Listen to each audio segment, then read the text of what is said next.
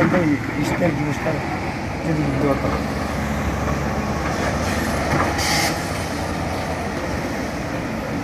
Екке келип, бизге бир киши кайрылып, апам калып калды деген.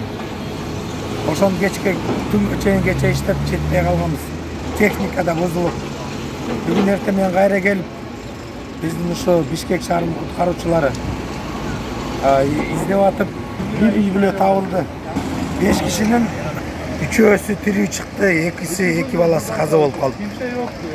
3-өөнүн атасы, апасы анан 1 баласы. Дагы 2 баласы, 1 кызы, 1 баласы да каза болуп калды. Аны биздин куткаруучулар алып чыгып, врачтарга берди. Врачтарга тапшырып беришти. Азыр дагы биздин башка спасательдер Афат деп Түркиянын, алар айтат тепловизор менен дагы бар деп, тирүүлөр деп. Ошон үчүн азыр куткаруу иш чаралары жүргүзүлүп атат.